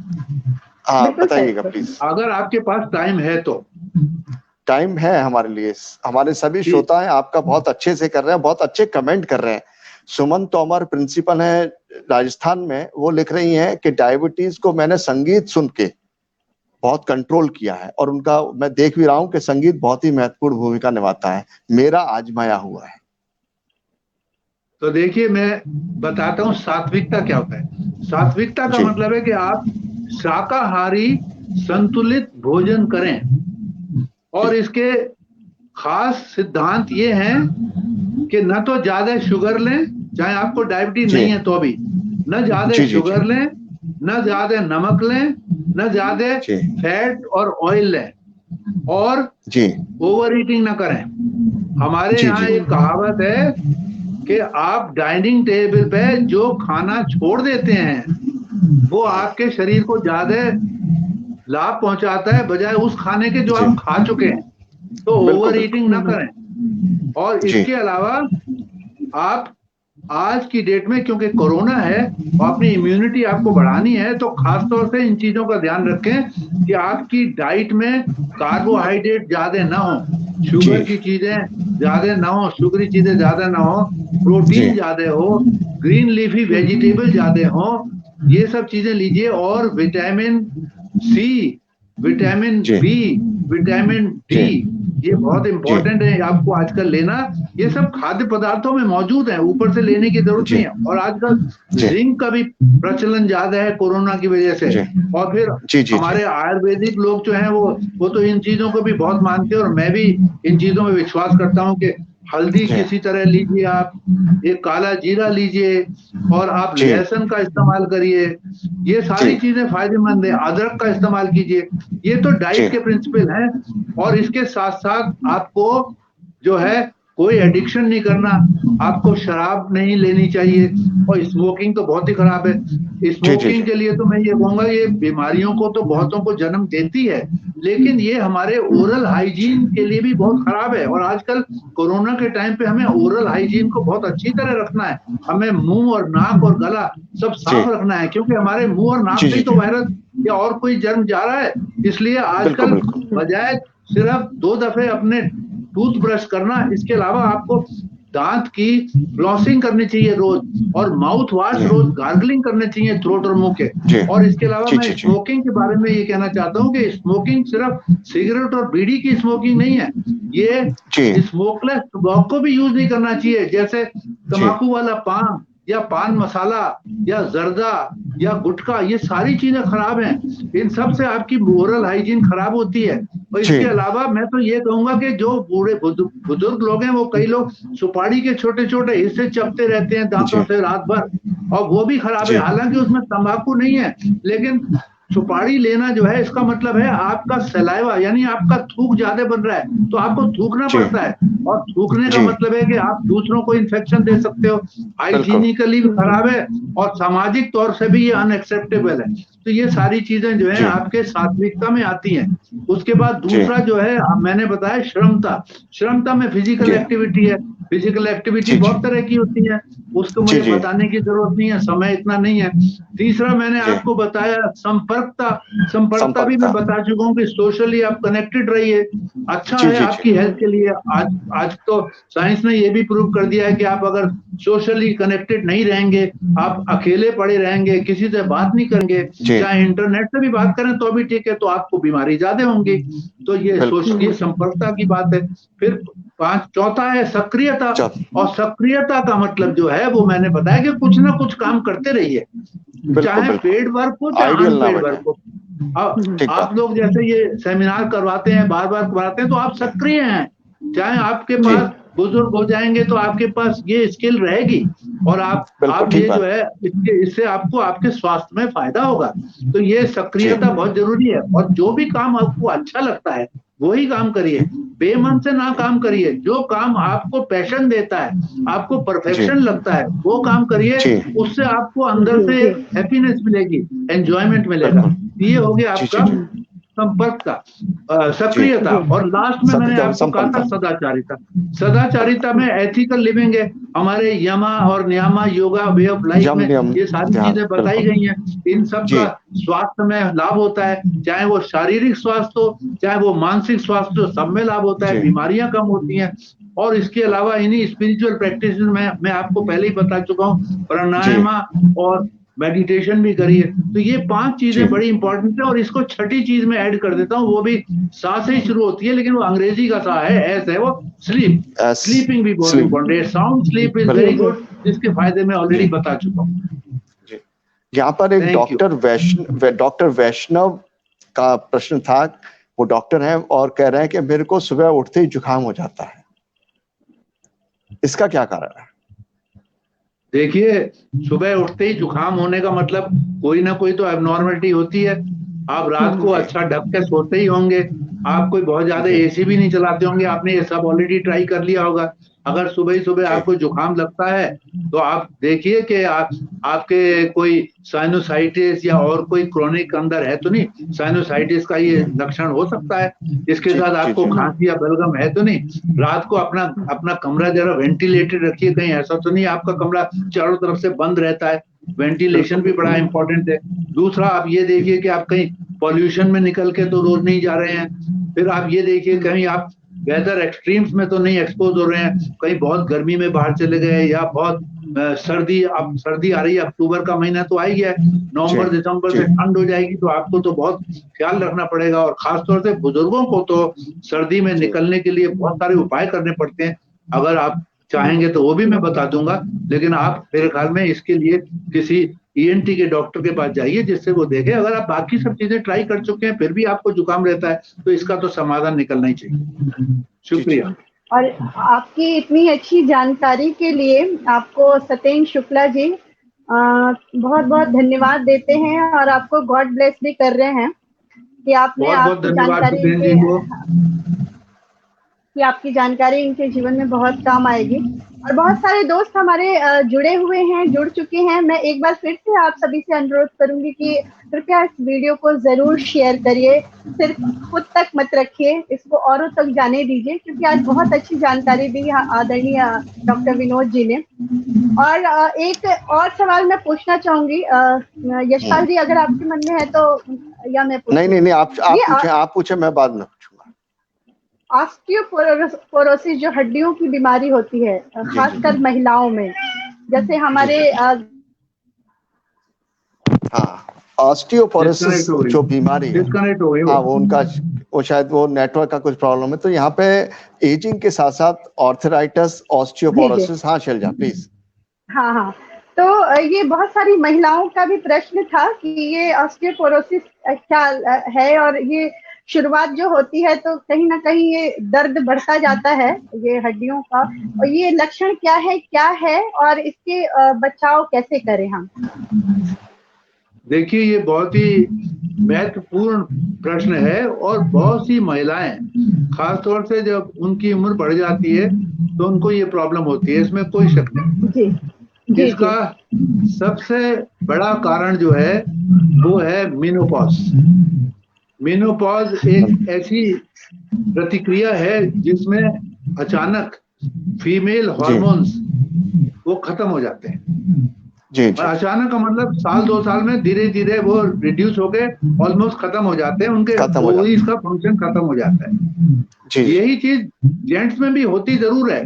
जेंट्स में मेनोपॉज की जगह उसको एंड्रोपॉज कहते हैं, लेकिन जेंट्स में वो बहुत धीरे धीरे होती है और काफी ओल्ड एज तक चलती रहती है, तो उनको ऑस्टियोपोरोसिस की प्रॉब्लम कम होती है महिलाओं के मुकाबले। तो इसलिए 80% औरतों को होती है। हाँ, लेडीज को ज्यादा होती है। और उस ऑस्टियोपोरोसिस की वजह से जो लक्षण आते हैं वो ये हैं कि उनको कहीं भी दर्द हो सकता है, कहीं भी दर्द हो सकता है, क्योंकि जिस बोन में कैल्शियम नहीं होगी वो बोन जो है वो दर्द कर सकता है, और वो वेग दर्द होता है। ये भी नहीं महसूस पता लगता है कि ये हड्डियों से दर्द आ रहा है या मांसपेशियों से आ रहा है या जॉइंट से आ रहा है, लेकिन ये दर्द हो सकता है, वेग से दर्द होते रहते हैं। और अगर ऐसी लेडीज कहीं खुदा ना खास्ता गिर जाएं तो उनको फ्रैक्चर हो सकता है। अब फ्रैक्चर कहीं का भी हो सकता है, कूल्हे की हड्डी का, बहुत बुढ़ापे में कूल्हे की हड्डी का फ्रैक्चर हो जाता है, रिस्ट का फ्रैक्चर हो सकता है, कभी कभी पीठ का फ्रैक्चर हो जाता है, कहीं का भी फ्रैक्चर हो सकता है। तो उनको फ्रैक्चर होने की ज्यादा संभावना हो जाती है अगर वो गिर जाए तो। और अगर किसी को ऑस्टियोपोरोसिस नहीं है और वो भी गिर जाए अगर, और उतनी ही प्रबलता से गिरे, तो उसको शायद फ्रैक्चर होने के चांस कम होंगे, लेकिन जिसको ऑस्टियोपोरोसिस है उसको फ्रैक्चर ज्यादा होगा। अब इन चीजों को रोकथाम कैसे करना है? अब फ्रैक्चर की जो स्टेज है वो तो बहुत लेट स्टेज है, ऑस्टियोपोरोसिस पहले ही हो जाती है। तो उनका जो रोकथाम का है वो यही है कि आपको सारी जिंदगी भर, जब से आप बड़े हुए हैं, बचपन से, युवावस्था से, मध्य आयु के समय में भी और ओल्ड एज में तो जरूर, हमेशा दूध पीते रहिए, हमेशा दूध पीते रहिए, रेगुलर दूध पीते रहिए।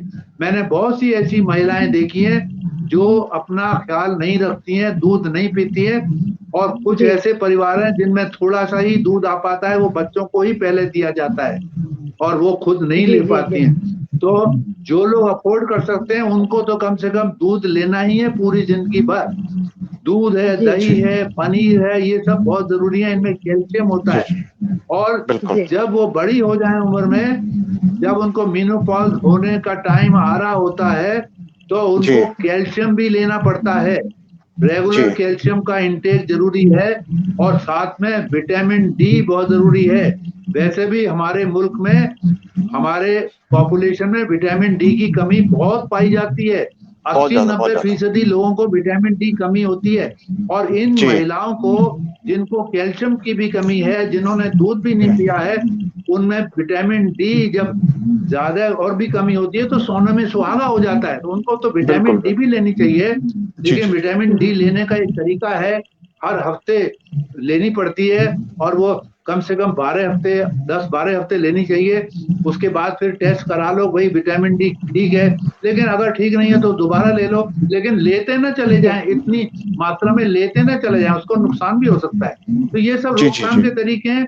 बाकी जो हार्मोन की कमी हुई है, उस हार्मोन को रिप्लेस करना जो है वो आजकल बड़ा कंट्रोवर्शियल है, क्योंकि वो हार्मोन बाहर से देना जो है उसके नुकसान भी हैं। वो तो हर इंडिविजुअल पेशेंट को देख के उनकी लेडी डॉक्टर ही बता सकती है कि इनको छोटा मोटा हार्मोन को रिप्लेसमेंट देना चाहिए या नहीं देना चाहिए। ज्यादातर लोग इसी में बिलीव करते हैं, डॉक्टर लोग इसी में विश्वास करते हैं कि हार्मोन रिप्लेसमेंट जो है वो ठीक नहीं है। वैसे ऑस्टियोपोरोसिस की और भी अच्छी अच्छी दवा है, लेकिन मैं आपको हर दवा के बारे में बता नहीं सकता हूँ। आपको ज्यादा तकलीफ हो तो डॉक्टर के पास जाए। धन्यवाद। इसी तरीके से आपकी बातों से प्रभावित होकर डॉक्टर आरवी मधुकर हैं।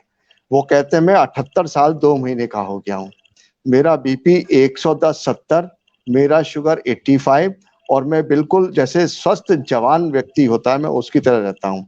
और इसका श्रेय जो है वो दैनिक मेरा सच्चरित्र जो आपने 5 चीजें बताई और साथ साथ योगा वो है। तो इसका जीवन पे तो प्रभाव पड़ता ही पड़ता है। लेकिन एक बहुत बड़ी बीमारी बुजुर्गों को जो होती है वो है यूरिनरी इनकॉन्टिनेंस की। अचानक यूरिन निकल जाना, रात को निकल जाना, टॉयलेट तक जाते जाते निकल जाना, नीचे झुकना तो हो जाना, ये भी एजिंग के साथ होता है या इसका कोई रोकथाम हो सकती है? देखिए, पहले तो मैं जिन महानुभाव ने ये कहा, अपना ब्लड प्रेशर बताया, अपना शुगर बताया, अपना दिनचर्या बताया, उनको मैं सबसे पहले बहुत बहुत मुबारकबाद देना चाहूंगा। काश कि मैं भी आप जैसा होता। बहुत बहुत अच्छा आपने किया है। लेकिन मैं आपको ये भी बताना चाहूंगा कि आपने दिनचर्या बहुत अच्छी रखी होगी, आपका बड़ा डिसिप्लिन लाइफस्टाइल होगा जरूर।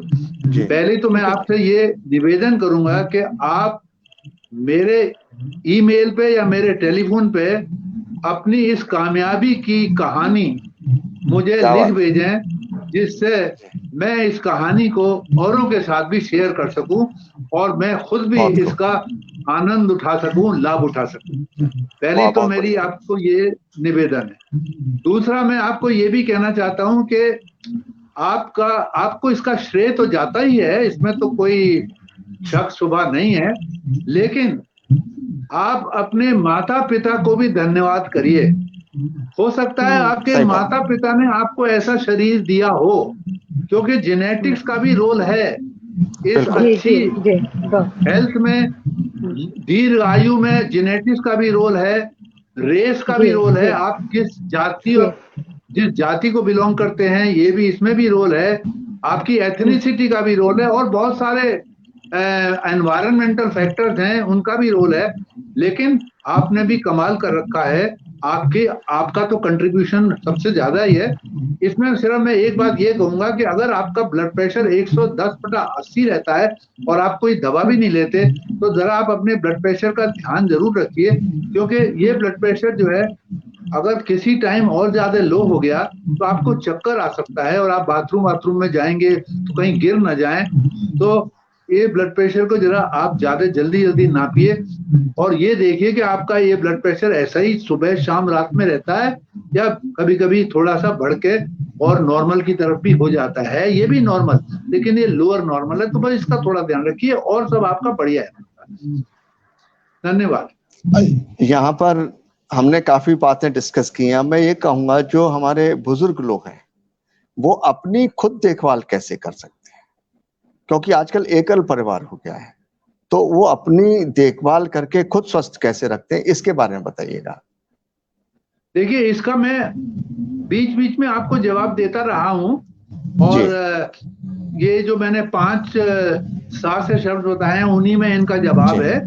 कोई इसके अलावा मतलब इसमें आप यही आप समझिए कि आपको अपने शरीर का ध्यान रखना है, अपने मस्तिष्क का ध्यान रखना है, अपने मन का ध्यान रखना है, अपने सामाजिक लाइफ का ध्यान रखना है, अपने आध्यात्मिक लाइफ का ध्यान रखना है और अपने फाइनेंशियल मैटर्स का ध्यान रखना है। इसमें 2-3 चीजें मैं जोड़ देता हूं। वो ये है कि एक तो आपको अपना जो आपका जो दिमाग है उसको, ब्रेन जिसको कहते हैं, ब्रेन एक शरीर का पार्ट है, मन अलग चीज है। ब्रेन जो है उसको आप हमेशा एक्टिव रखिए और उसको एक्टिव रखने के लिए आप उसको चैलेंज करते रहिए, मतलब आप उसको यूज करते रहिए किसी ना किसी एक्टिविटी में। अंग्रेजी में एक कहावत है, if you don't use it you will lose it. तो यूज करते रहिए। हाँ, तो उसको आप उसको यूज करने का क्या तरीका है? आप कोई दिमाग का काम करिए। सिंपल तरीके यही है कि आप जो है कोई नई लैंग्वेज मान लो कोई नई लैंग्वेज सीखना चाहें बुढ़ापे में, उसमें आपका दिमाग लगेगा। कोई नया मटेरियल पढ़ना शुरू कर दीजिए, कोई नई चीज पढ़े जो पहले ना पढ़ी हो, उसमें भी आप सोच के पढ़ेंगे तो आपका दिमाग इस्तेमाल होगा। और इसके अलावा आप जो है कोई म्यूजिकल इंस्ट्रूमेंट कोई नया सीखना चाहे, बांसुरी है या कोई और छोटा मोटा इंस्ट्रूमेंट सीखें तो वो भी अच्छी बात है। उसके अलावा आप कोई पजल्स हैं, बच्चे पजल सॉल्व करते रहते हैं, आपको और पजल्स हैं और भी पजल्स हैं, उनको यूज करिए, वो उससे भी आपका दिमाग चलता रहेगा। फिर आप जो है इंटरनेट, अगर आप इंटरनेट सेवी हैं, आपको इंटरनेट चलाना आता है, तो आप इंटरनेट पे बैठिए, उस पर अथाह समुंदर है, उसमें आप कई चीजें देख सकते हैं और उससे भी आपका दिमाग खूब चालू रहेगा, तो आपकी ब्रेन चलता रहेगा। लेकिन इंटरनेट पे बहुत घंटों मत बैठिए, उससे फिर उल्टा हो जाएगा मामला, क्योंकि उसमें क्या होगा कि आप इंटरनेट की मेमोरी पे डिपेंड होते चले जाओगे, अपनी मेमोरी आपकी रिड्यूस हो जाएगी।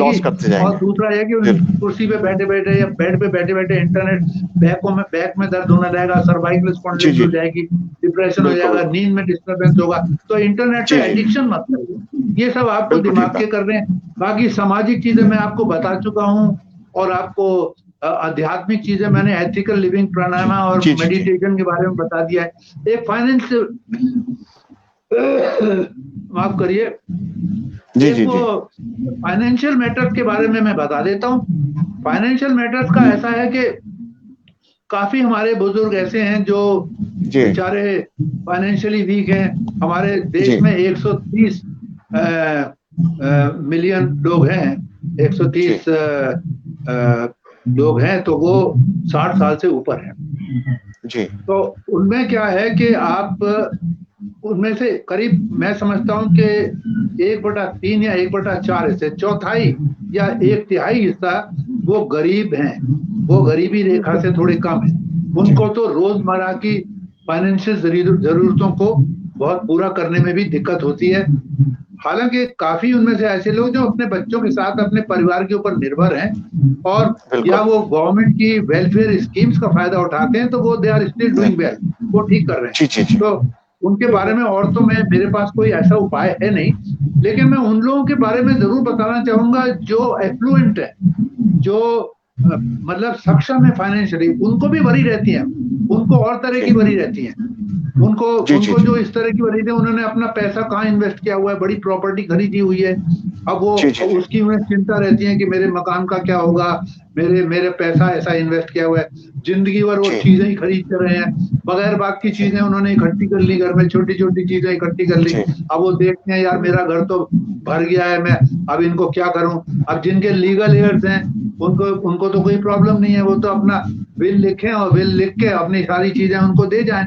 और अपने चिंता छोड़ दें। भाई उन्हें तो बड़ा संतोष है, मेरी चीजें जो है सब राइट आदमी के पास जा रही हैं, जो बच्चे हैं उनको जाए, जिसको भी वो देना चाहें ये तो ठीक है।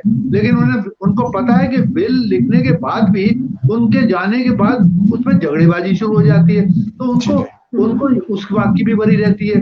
और बिल लिखना जो है, इसलिए उनको अच्छी लीगल और फाइनेंशियल हेल्प की जरूरत है, जिससे वो एक अच्छी बिल लिख पाए। तो उससे उनकी जरा बड़ी एंजाइटी कम होगी उनके फ्यूचर के बाद, उनके जाने के बाद। अब दूसरा रहा सवाल, जिनके पास एसेट्स हैं, हर तरह के एसेट्स हैं, या खूब खुश है फाइनेंशियली, लेकिन उनके पास लीगल एयर्स, उनके लिए जो है ऐसा कोई फैसला करना काफी टफ और मुश्किल हो जाता है। और खासतौर से जब वो ज्यादा बूढ़े होते चले जाते हैं, जब उनको ऐसा लगता है कि अब उनका आखिरी समय पास आता जा रहा है, तो उनके लिए ये फैसला करना अर्जेंट भी हो जाता है। ऐसे लोगों को मैं ये कहूंगा कि वो अपना इसको भी प्लान करें, और वो 70-75 साल की उम्र जब उनकी होने लगे, तो वो अपने जितने उनके मूवेबल एसेट्स हैं, जो मार्केट में उन्होंने लगाए हुए हैं, जहाँ रिस्क इन्वॉल्व है, वहां से निकाल के वो स्टेबल गवर्नमेंट सिक्योरिटीज में डाल दें। कम से कम एक काम ये करें।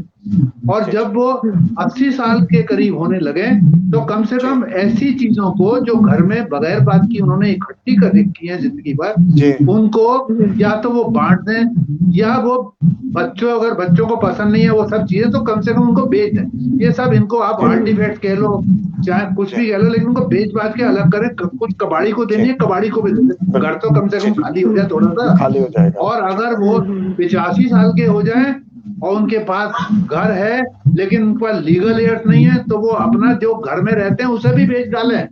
हालांकि ये बड़ा स्ट्रेंज सजेशन है, और वो कहीं असिस्टेड लिविंग में चले जाएं, अफोर्ड कर सकते हैं। बढ़िया बढ़िया असिस्टेड लिविंग है, लाइफस्टाइल रिजॉर्ट्स हैं ओल्डर पीपल के लिए।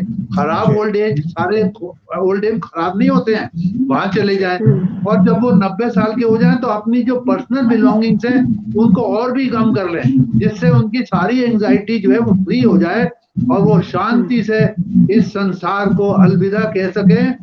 हाँ, अगर उनके लीगल एड नहीं है, लेकिन फिर भी वो अगर किसी को देना चाहते हैं, तो उनकी इस फैसले की भी पूरी मर्यादा रखनी पड़नी चाहिए हमें। ये फाइनेंशियल मैटर्स के बारे में मैं कहूँगा। धन्यवाद। आपने बहुत अच्छा बात कही। आपकी इसी बात को सुन के एक यंग स्टूडेंट ने लिखा कि सर कुछ इंस्ट्रक्शन दीजिएगा कि how to keep my parents happy and joyful.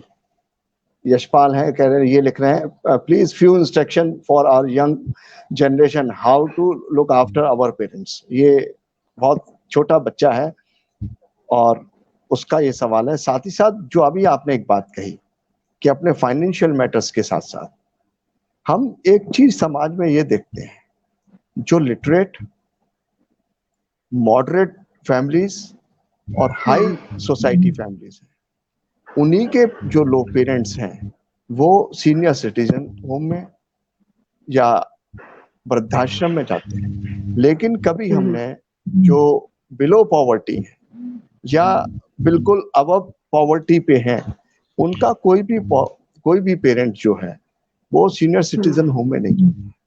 क्या ये शिक्षा की कमी है, या संस्कार की कमी है, या उनके काम की व्यस्तता की कमी है जो अपने पेरेंट्स को नहीं दे पाते?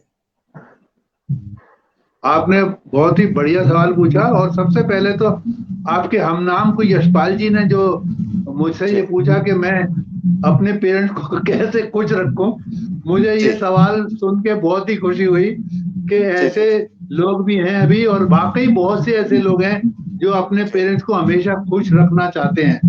मैं जिस हॉस्पिटल में काम करता हूँ, वहां मेरे पास ऐसे बहुत लोग आते हैं जो अपने माँ बाप का इतना ख्याल रखते हैं, अपने साथ आते हैं। एक तो मैंने ऐसा देखा कि वो एक लेडी है जो विडो है और करीब 40-45 साल की है, अपनी 75-80 साल की सास को लेके आती है और रोती है कि डॉक्टर साहब इनका ख्याल रखो।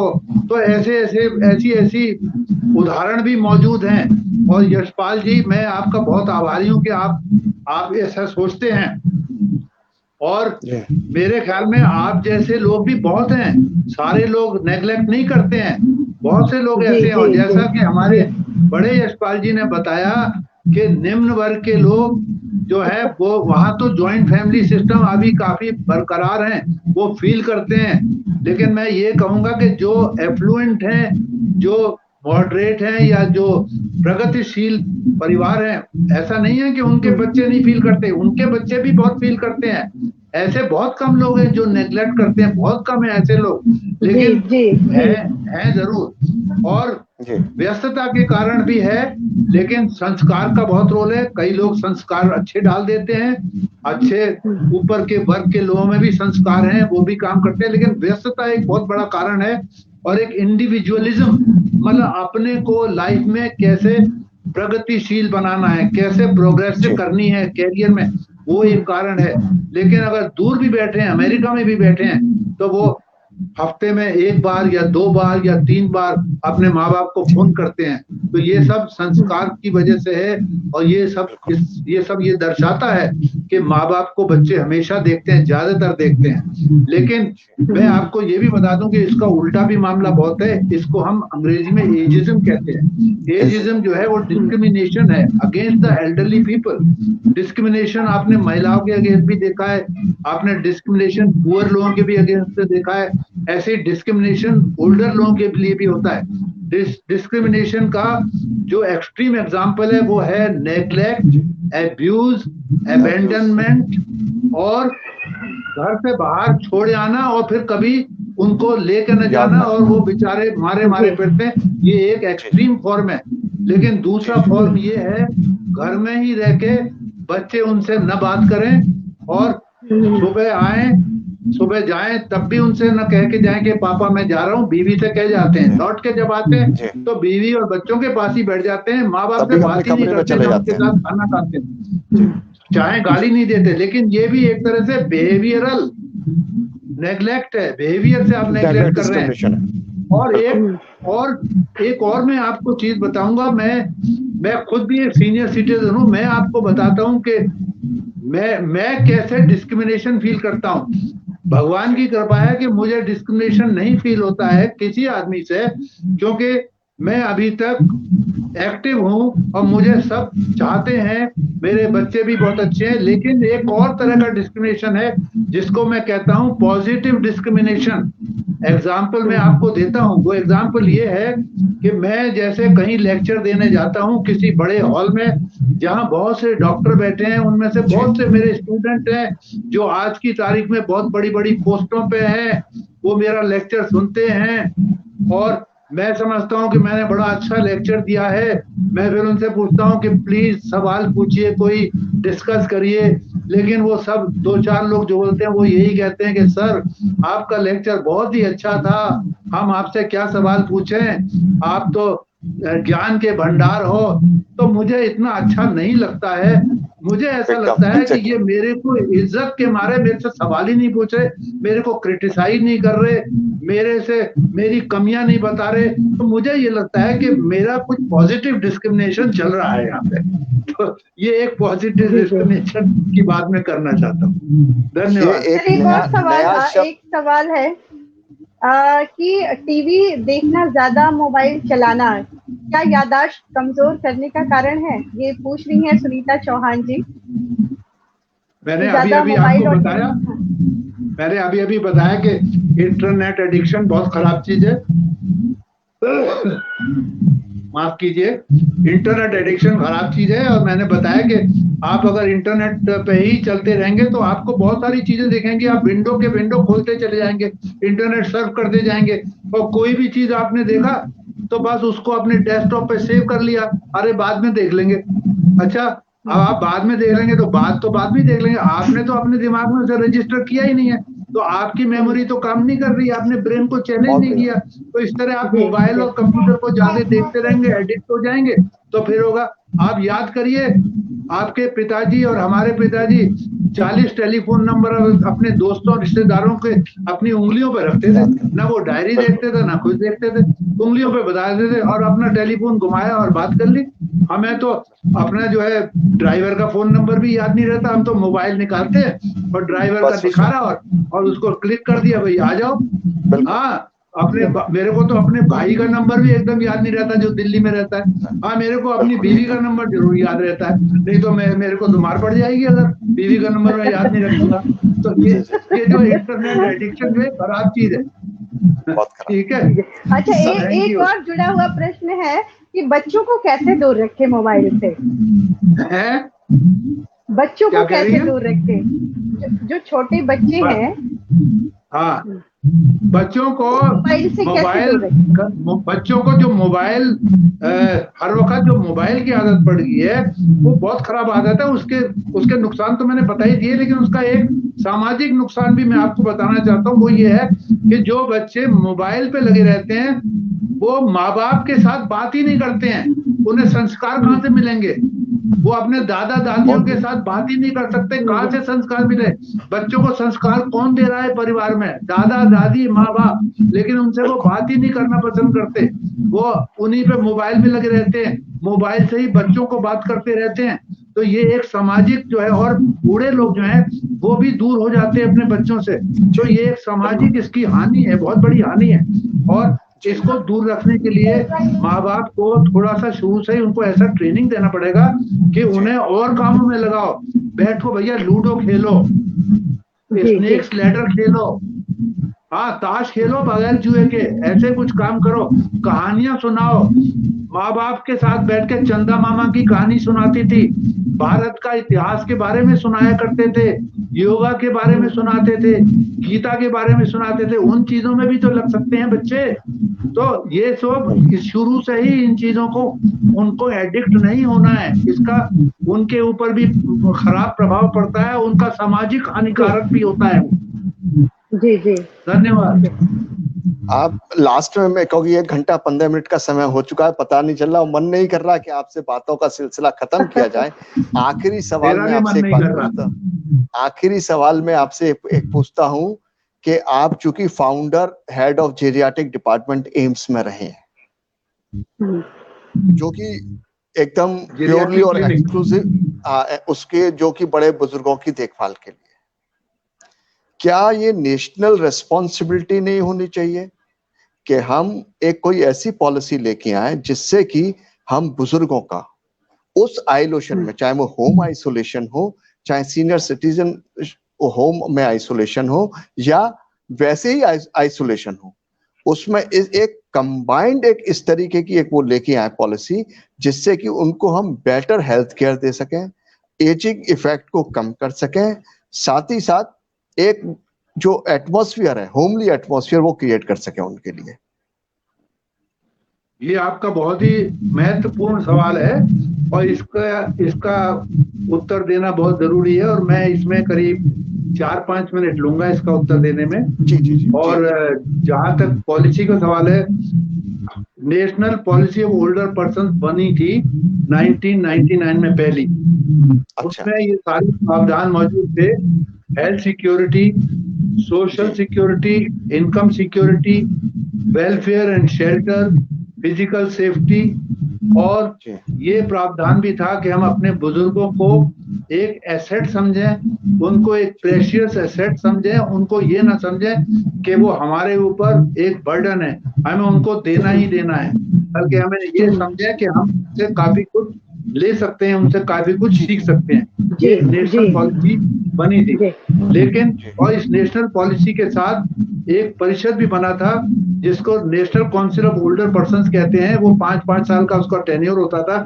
उसकी जिम्मेवारी थी मिनिस्ट्रीज के साथ मिलकर इसको इम्प्लीमेंट करें, लेकिन फंड्स की कमी के कारण और भी कई कारणों की वजह से इसका इम्प्लीमेंटेशन थोड़ा स्लो रहा। फिर जब हम वर्ष 2010 और 2011 तक पहुंचे तो इस नेशनल पॉलिसी को रिवाइज किया गया। वो एक और भी अच्छी पॉलिसी बनी है, वो रिवाइज ड्राफ्ट उसका मौजूद है, और उसमें भी इन चीजों को दिखाया गया है, दर्शाया गया है, और उसके अलावा इन चीजों को फर्दर इम्प्रूव भी किया गया है। और इन सब प्रावधानों के अंतर्गत हमारी केंद्र सरकार ने और हमारी विभिन्न राज्य सरकारों ने बहुत अच्छे कदम उठाए हैं। आपको जानकर ये बड़ा आश्चर्य होगा कि हमारी सरकारें, हमारी गैर सरकारी संस्थाएं और भी बहुत सारी संस्थाएं इसमें कितना अच्छा काम कर रही हैं। अब हेल्थ को ले लीजिए, हेल्थ के लिए हमारी मिनिस्ट्री ऑफ हेल्थ ने 2011 में एक प्रोग्राम बनाया था जिसका नाम है national programme for the health care of the elderly. इसमें हमारे जो बुजुर्ग हैं, जो कि हमारे गांव में और शहरों में, स्लम्स में और गरीब तबके के लोग भी रहते हैं करोड़ों की संख्या में, उनके लिए ये एक बहुत लाभदायक प्रोग्राम है।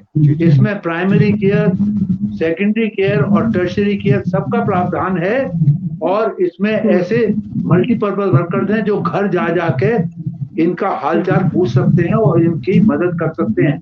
ये अब धीरे धीरे ये प्रोग्राम बढ़ रहा है, इसमें फंडिंग भी है और धीरे धीरे हमारे पूरे देश को ये कवर करेगा। ये तो रही हेल्थ की बात। दूसरी, जहां तक सामाजिक दृष्टि से सवाल है, उसमें बहुत सारे प्रोग्राम हैं।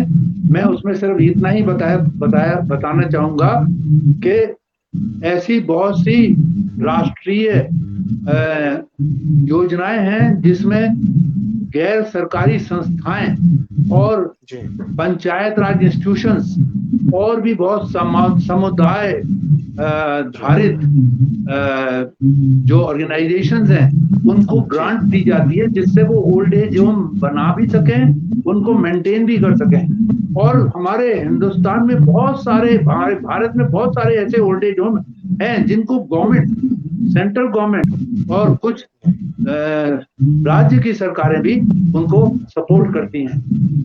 उनके इसके अलावा फिर बहुत सेंटर्स हैं, फिजियोथेरेपी के सेंटर्स हैं और डे केयर सेंटर्स हैं, डिमेंशिया केयर सेंटर्स हैं और भी बहुत सारी सुविधाएं हैं। ये सारी सुविधाएं चल रही हैं। इनके अलावा और दो चीजें और मैं बताना चाहूंगा। ये जो आपने क्षमा करें, आपने जो सवाल पूछा था ये डिस्क्रिमिनेशन का कि बच्चे लुक आफ्टर नहीं करते, सोसाइटी भी कभी कभी डिस्क्रिमिनेट करती है, उसके लिए एक बहुत ही खूबसूरत एक्ट बना हुआ है जिसको कहते हैं maintenance and welfare of parents and senior citizens act. इसके 2007 में इसके रूल्स बने थे और बाद में इसका बिल बन के एक्ट बन गया था पार्लियामेंट में। वो आज की डेट में वो एक्ट काफी फल फूल रहा है और उसमें बड़े अच्छे प्रावधान हैं कि अगर कोई बच्चा या लीगल एयर अपने माँ या बाप या माँ बाप को उनको नहीं देखभाल कर रहा है, उनको पैसे भी नहीं दे रहा है और उन माँ बाप की कहीं से इनकम नहीं है, तो वो माँ बाप ट्रिब्यूनल में शिकायत कर सकते हैं और ट्रिब्यूनल 3 महीने में उसका फैसला सुना देता है और वो अवार्ड कर देता है कि इतने पैसे देने पड़ेंगे आपको हर महीने अपने माँ बाप को। और इस प्रतिक्रिया में माँ बाप को न तो कोर्ट जाना है, न किसी वकील को हायर करना है, न वो उन्हें अगर खुद वो अर्जी नहीं लिख सकते तो उनके ब्याह पे कोई दूसरा भी अर्जी लिख सकता है और ट्रिब्यूनल इसकी सुनवाई करेगा। हर शहर में, हर स्टेट में ये ट्रिब्यूनल मौजूद है, दिल्ली में भी ट्रिब्यूनल मौजूद है। ये एक गेम चेंजर है। इसकी जागरूकता ज्यादा होनी चाहिए, जागरूकता नहीं है, जागरूकता धीरे धीरे बढ़ रही है। ये सारी एक ये है। और फिर फाइनली जो है हमारे बहुत से बुजुर्ग लोग इस बात से बहुत परेशान है, आजकल तो ट्रीटमेंट का खर्चा है बहुत ज्यादा है और इंश्योरेंस स्कीम नहीं मिल रही है। और आज आपको पता है 80 साल के ऊपर तो जो हमारी मेन इंश्योरेंस कंपनियां हैं वो इंश्योर ही नहीं करती हैं हेल्थ के लिए, और आपको कम उम्र में इंश्योरेंस करा लेना चाहिए। आजकल तो खैर यंग लोग करा लेते हैं, लेकिन अगर आपको पता नहीं, आप बूढ़े हो चुके हैं, तो कम से कम 60-70 साल की उम्र में इंश्योरेंस तो करा लीजिए। प्रीमियम आपको ज्यादा पे करना पड़ेगा। और 80 साल के ऊपर है तो कुछ प्राइवेट इंश्योरेंस कंपनी आपके इंश्योरेंस करने को अभी तैयार है। प्रीमियम बहुत ज्यादा है, 1-1.5-2 लाख प्रीमियम हो जाती है उसकी। तो उसके लिए जो गरीब तबके के लोग हैं उसके लिए भी बड़ी अच्छी स्कीम है, वो भी हमारी सेंट्रल गवर्नमेंट की स्कीम है, आपने सुना ही होगा, बहुत जोर शोर से उसका उद्घाटन हुआ था, आयुष्मान भारत। आयुष्मान भारत में 2 हिस्से हैं, एक तो है हेल्थ एंड वेलनेस सेंटर्स, जिनके बारे में मैं दूसरे संदर्भ में जिक्र कर चुका हूं कि primary health care centre, sub centre, वहां सिर्फ इलाज की सुविधा नहीं है बल्कि प्रिवेंटिव, प्रमोटिव और रिहेबिलिटेटिव की भी सुविधा है, जिससे बुजुर्ग खुद कैसे अपने को देखभाल कर पाए उसकी सलाह देने के लिए भी लोग मौजूद है वेलनेस सेंटर। और दूसरा इसका आयुष्मान भारत योजना का दूसरा जो पहलू है वो है इंश्योरेंस, जिसको हम कहते हैं PMJ, प्राइम मिनिस्टर जय आरोग्य योजना। इसमें केंद्र सरकार ने हमारे पूरे मुल्क के लिए, पूरे देश के लिए करीब 10 करोड़ परिवार यानी 50 करोड़ लोगों के लिए फ्री इंश्योरेंस दिया है। उसमें एक साल में 5 लाख तक का आप हॉस्पिटलाइजेशन में इलाज करवा सकते हैं for secondary and tertiary care, और आपको कुछ पैसा नहीं देना है, बस इसमें यह है कि उन्हीं लोगों की एलिजिबिलिटी है जो एक पर्टिकुलर गरीबी रेखा के नीचे हैं, वो है, लेकिन उनके लिए बहुत बड़ा योगदान है ये। तो ये इंश्योरेंस की स्कीम भी है। तो मैं सिर्फ ये आपको बताना चाह रहा हूँ कि ऐसा नहीं है कि स्कीमें नहीं है, स्कीमें बहुत हैं, इनकी जागरूकता की जरूरत है, एक प्रॉपर इम्प्लीमेंटेशन की जरूरत है, फंडिंग की जरूरत है। अब तो जो स्कीमें आ रही हैं उनमें फंडिंग भी है, और मुझे बड़ी प्रसन्नता के ये साथ कहना मुझे अच्छा लग रहा है कि अभी 1 अक्टूबर जो है international day of older person था, और 30 अक्टूबर को ही एक लेटर इशू हुआ है गवर्नमेंट की तरफ से, जिसमें दोबारा से गवर्नमेंट ने अपनी इच्छा शक्ति व्यक्त की है कि बुजुर्गों के लिए हमें एक बार दोबारा से एक नया एक्शन प्लान बनाना चाहिए, जिसकी फंडिंग भी करेंगे। वो नेशनल वेलफेयर फंड एक बन चुका है 2016 में, और ये जो नेशनल एक्शन प्लान बनेगा इसमें health care, nutrition, income generating activities, social progress, skilling and reskilling, old age homes के बारे में, विडोज के बारे में, और बुजुर्गों की और फाइनेंशियल सिक्योरिटी और कई मुद्दों के ऊपर डिस्कस होगा, और इसके वर्किंग ग्रुप भी बना दिए गए हैं। तो बहुत कुछ हो रहा है नेशनल लेवल पे, लोगों को पता नहीं है, लेकिन मैंने थोड़ा समय बिताया है इन चीजों को बताने के लिए, जिससे थोड़ी जागरूकता है और लोग इसके बारे में और पता करने की कोशिश करें। धन्यवाद। अभी तकरीबन मेरे पास 15 लोगों के क्वेश्चन हैं आपसे पूछने के लिए, लेकिन समय ज्यादा हो रहा है, तो मैं शैलजा से कहूंगा कि हमारे सभी श्रोताओं का जो लगातार बने हुए अपने सवाल पूछ रहे हैं, और डॉक्टर साहब का धन्यवाद करें, और अगले सेशन बहुत जल्दी सर आपके साथ करेंगे किसी और उसके ऊपर, क्योंकि इससे पता चल रहा है कि लोग बहुत ज्यादा उत्सुक हैं जानने के लिए कि हम अपने ओल्डर पर्सन को किस तरीके से उनकी मदद करें, उनकी देखभाल करें, साथ ही साथ अपने सेहत के बारे में कैसे ख्याल रखें। तो ये हमारा जान है जहान शैलजा से। जी, आपने सही कहा यशपाल सर जी, और बहुत ही अच्छी जानकारी रही और बड़ी रोचक तरीके से आपने बताया भी, बहुत ही शॉर्ट करके फिर उसको आपने एलोबरेट किया। बहुत ही मुझे लगता है कि बहुत सारे लोग इसका बहुत लाभ लेंगे, खुद भी लेंगे और औरों तक भी इस लाभ को पहुंचाएंगे। अमरजीत सिंह जी कह रहे हैं कि very useful session, it cover all areas and age group. तो इसमें हमने जो बात छेड़ी थी, लेकिन सारे एज ग्रुप इसमें कवर हो गए हैं। आपका बहुत बहुत धन्यवाद अमरजीत सिंह जी। बहुत सारी बातें हुई, तो मुझे एक शेर याद आ रहा है कि जो कट गई वो उम्र थी, जो कट गई वो उम्र थी, जो जी रहे हैं वो जिंदगी है। तो बिल्कुल हम जिस वर्तमान में है यही हमारी असली जिंदगी है, यही हमारा असली जीवन है। बहुत बहुत धन्यवाद आप सभी लोगों का, जितने सुधी श्रोता हमारे जुड़े रहे, बहुतों ने प्रश्न किया, आप लोगों का भी विशेष आभार और अभिनंदन करती हूँ। और डॉक्टर साहब आपका बहुत बहुत मैं आभारी हूँ। हम लोग, हमारा तारांजलि फाउंडेशन पूरा परिवार बहुत आभारी है कि आपने इतने महत्वपूर्ण विषय पे इतनी सारी जानकारियां दी और इतने तरीके से और इतनी जमीनी स्तर पे दी कि मुझे लगता है अगर ये वीडियो समाज का आखिरी आदमी भी अगर ये सुनेगा इस वीडियो को तो उस तक भी बात जाएगी, वो भी लाभान्वित होगा और औरों को भी लाभान्वित करेगा। बस इसी के साथ, और यशपाल जी आपका भी बहुत बहुत आभार, आपने हमारा साथ दिया, हमारे इस चर्चा में आप बने रहे निरंतर और संभाले रखा इस चर्चा परिचर्चा को। पुनः आपका आभार डॉक्टर विनोद जी, मेरा भी आपको बहुत बहुत धन्यवाद है। और मैं आप लोगों के अलावा सारे श्रोताओं को भी पूरी तरह धन्यवाद देता हूं जिन्होंने बढ़ चढ़ के इसमें भाग लिया है। और मैं आखिर में यही कहूंगा कि ये हमारा एटीट्यूड जो है कि हम बूढ़े हो गए हैं, ये एटीट्यूड हमें छोड़ देना चाहिए।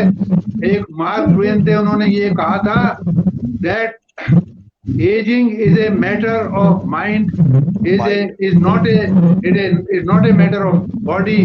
If you don't mind, it does not matter.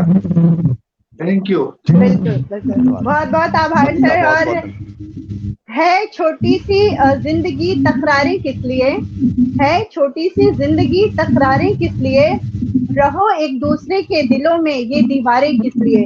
तो इसलिए ये जो हमारे बुजुर्ग और हमारे नौजवानों के बीच में जो एकल परिवार का बहुत सारा चीज सामने आया, तो ये जो दूरियां बन रही हैं उस दूरियों को मिटाना है और अपने माता पिता का सम्मान करिए, सेवा करिए, उनकी सुरक्षा करिए, वो हमसे और कुछ नहीं चाहते हमारे बड़े बुजुर्ग। बहुत बहुत आभार पुनः हमारे सुधी श्रोताओं का, डॉक्टर साहब आपका, यशपाल जी आपका। हम इसी के साथ विदा लेते हैं। सभी को शुभ रात्रि और बहुत सारा प्यार। धन्यवाद सर, बहुत बहुत धन्यवाद। Thank you.